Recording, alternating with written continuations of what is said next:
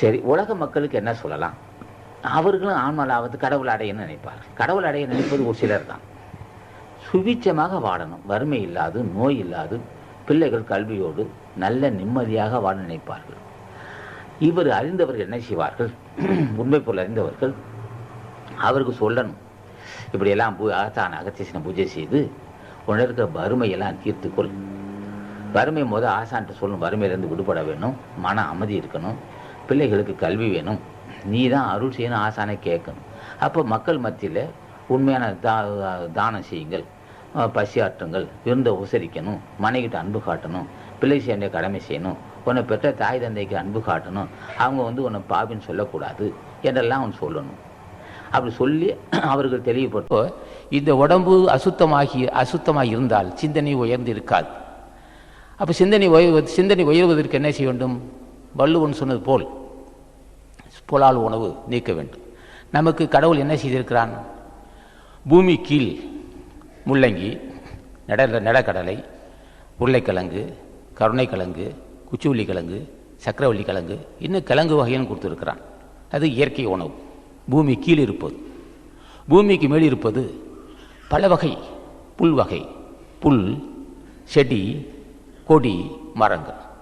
புல் வகை சேர்ந்தது தான் அரைக்கீரை, முளைக்கீரை, இதெல்லாம் புல் வகை சேர்ந்தது. நெல்லும் இது புல் வகை சேர்ந்தது தான். பூசணிக்காய், அவரைக்காய், பரங்கிக்காய், இது மாதிரி கொடி வகை. செடி வகை என்பது கத்திரிக்காய், இது சுண்டைக்காய், வெண்டைக்காய், இப்படி மிளகாய் செடி, இப்படி செடி வகை, தக்காளி, இது போன்ற செடி வகை, சுண்டைக்காய், வெண்டைக்காய் செடி வகை சேர்ந்தது. இப்போ புல், செடி, கொடி வகை இருக்குது. அவரைக்காய், பூசணிக்காய், பரங்கிக்காய், இப்படி அநேக கொடி வகை இருக்குது. மரம் இருக்குது. இந்த 4 தான். இது மேலே இருப்பது. பூமிக்கு மேலே வளரக்கூடியது 4 வகை: புல், செடி, கொடி, மரம்.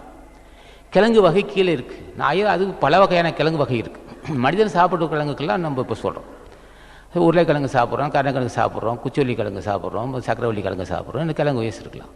ஆக பூமி கீழே விளையக்கூடியதும் கொடுக்குறான், பூமிக்கு மேலே இருக்கிறதும் கொடுக்குறான். கீரை வகையான கீரை வகைகள், முருங்கைக்கீரை, அரைக்கீரை, முளைக்கீரை என்று, தண்டுக்கீரை என்று கொடுக்குறான். அதே சமயத்தில் பருப்பு வகை, முந்திரி பருப்பு, பாதம் பருப்பு, துவரம் பருப்பு, இப்படி பருப்பு வகைகளும் கொடுப்பான். பயிர் வகை இருக்குது, தட்டைப்பயிறு, பாசிப்பயிர், இப்போட பயிர் வகையும் கொடுக்குறான். மொச்சக்கொட்டை, இது மாதிரி இது நிலக்கடலை பருப்பு, பூமிக்கீழே இருப்பது. பருப்பு வகையும் கொடுக்குறான், கீரை வகையை கொடுக்குறான். அது மட்டுமா, தானியங்களும் கம்பு, நெல், சோளம், இப்படி பல வகையான தானியங்களும் கொடுக்குறான். அடுத்து பல வகையை கொடுப்பான். மா, பலா, வாழை, கொய்யா, சப்போட்டா, மாதுளை, இன்னும் அநேக, அது ஆப்பிள், இப்படி பல வகையான கனிகளும் கொடுக்குறான். பிள்ளைகளே சாப்பிடுங்க, நிலத்தின் கீழே தருகிறேன், நிலத்துக்கு மேலே தருகிறேன். கீரை வகைகளும், காய்கறிகளும், பருப்பு வகைகளும், பழங்களும், இப்படி தானியங்களும் அள்ளி தருகிறேன். இப்படி இருக்கும்போது நீங்கள் ஏன் மாமிசம் சாப்பிட வேண்டும்? அது மட்டுமா, பசும்பால், சுத்தமான பசும்பால் தேவர்கள் சாப்பிடுவது. ஒரு மனிதனை கடவுளாக்கக்கூடியது பசும்பால். பால் வகையும் தருகிறேன். பால் பசும்பால் சிறந்தது, எருமை பாலும் சிறந்தது. இதோ இல்லாத எருமை பால் சாப்பிடலாம். ஆட்டுப்பாலும் சில பேர் சாப்பிடுவார்கள். பாலில் மிக மிக மிக மிக மிக சுவையானது யானைப்பால் தான். தேன் மாதிரி இருக்குது, யாரும் கறக்க முடியாது. அதனால தான் அப்படி அமைஞ்சிருக்கான் கடவுள். ஆக இப்படி பால், தேன், இப்படி வண்டியிடங்களுக்கு கொண்டு தேனும் தரும்.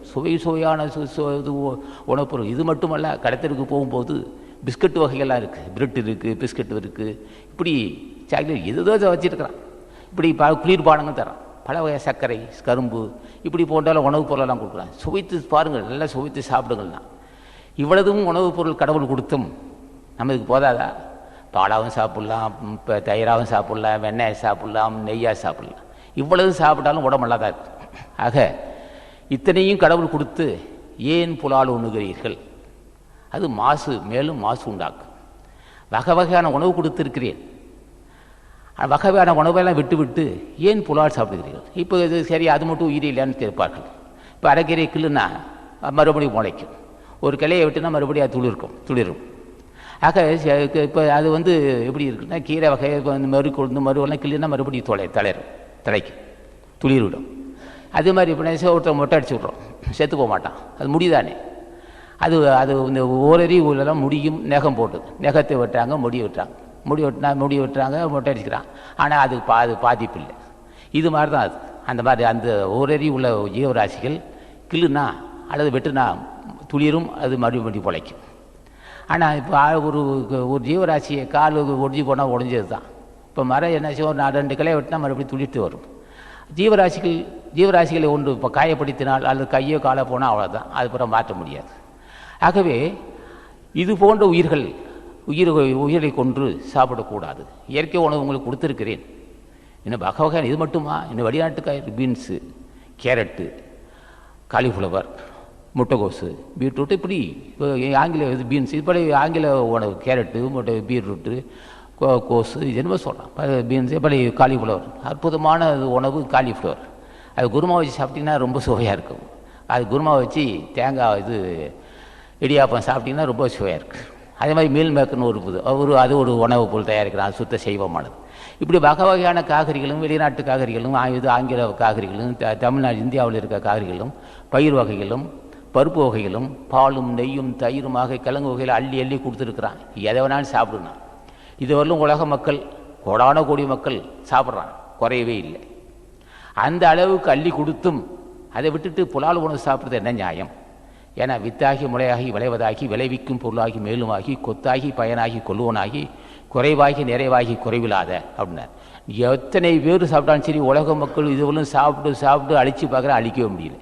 ஒரு நெல்லுக்கு 100 நெல் வரும், 100 நெல்லுக்கு 1000 வரும், 1000 10,000 ஆகும், 10,000 லட்சமாகும், அப்புறம் கோடியாகும், 10 லட்சமாகும். ஆக ஒன்றுக்கு பலவாக ஒரு விதையிலே ஆயிரக்கணக்கு, ஒரு மாமரம் நட்டு ஒரு விதை நட்டோம்னா அது வருஷத்துக்கு வருஷம் ஆயிரக்கணக்கான காயும் மாம்பழம் காயும் கொடுக்கும். இவ்வளவு நான் இருந்திருக்கிறேன். இத்தனை கொடுத்தும் நீங்கள் அதை விட்டுட்டு ஏன் புலால் உணவு சாப்பிட்றீங்க? அது அசுத்த உணவாச்சே, அது ஒரு உயிரை கொண்டு சாப்பிட்டா அது பாவமாச்சே. அதனால் என்ன செஞ்சான் வள்ளுவன், அந்த உணவு வேண்டாம் உங்களுக்கு, இதை சாப்பிடுங்க. இது ஒரு எண்ணத்தை தூய்மைப்படுத்துவது. பசும்பாலாக இருந்தாலும் சரி அல்லது காய்கறி உணவாக இருந்தாலும் சரி, எண்ணத்தை தூய்மைப்படுத்தும். அப்போ இந்த உடம்பு காமத்தேகம் தான். மேலும் அசுத்த உணவு சாப்பிடும்போது, இது சுத்த உணவு, சைவ உணவு. இப்போ சொல்வதெல்லாம் கீரை வகை சாப்பிடலாம், சைவ உணவு உள்ள தூய்மை, சாத்வீக உணவு. கீரை வகைகள், பழவங்கள், காய்கறிகள் சாப்பிட்டா சாத்வீக உணவு. ஒரு மனசை சாந்தப்படுத்தும். மனசை சாந்தம் இருந்தால் தான் உடம்புல ஒரு வெறி உண்டாக்காது. இப்போ சொல்லப்பட்ட உணவுலாம், இயற்கை உணவுலாம், கிழங்கோயா இருந்தாலும் சரி, வெறி உணவு உண்டு பண்ணாது. புலால் உணவு வெறி உணர்வு உண்டு பண்ணும், ஒரு வகையான ஒரு வெறியை உண்டு பண்ணும், மிகுதிய காம வெறி உண்டு பண்ணும், ஒரு அசுத்த எண்ணங்கள். அசுத்த உணவு சாப்பிடும்போது மாமிசம் சாப்பிடுகின்ற மக்களுக்கு ஒரு வகையான மூர்க்கத்தனம் இருக்கும் என்று பெரியவர்கள் சொல்கிறாங்க. எனக்கு தெரியாது, எனக்கு முன்னே சாப்பிட்டவன் தான். அப்போ மூர்க்கத்தனம் இருந்தது. ஆக இந்த தேகமே விஷத்தேகம், காமத்தால் வந்த தேகம், சுக்கிலம் சுரேதத்தால் ஆன தேகம். அந்த விஷத்தால் ஆன தேகத்துக்கு மறுபடியும் புலால் உணவு சாப்பிடும்போது இன்னும் விஷம் ஏறும். விஷம் ஏன்னா இன்னும் அறிவு மழுங்கி. இப்போ முன்னையே நம்மளுக்கு சிக்கனமான அறிவு தான் இருக்குது. இயற்கை உணவு சாப்பிடும்போதே, ரொம்ப இயற்கை உணவு சாப்பிடும்போதே சிக்கனமான அறிவு இருக்குது. இது புலால் உணவு சாப்பிட்டா இன்னும் அறிவு மழுங்கி விடும். அறிவு மழுங்கினா என்ன கேடுன்னா, சிந்திக்க முடியாதல்லவா எது நல்லது எது கெட்டதுன்னு. சிந்திக்க முடியாத ஒரு பலகீனத்தை உண்டு பண்ணும் இந்த உணவுகள். அதுக்காக வள்ளுவன் சொன்னால் அது சாப்பிடாதீங்க, அது சாப்பிட்டா நல்லதில்லை, உணர்வுகள் மாசுபடும்.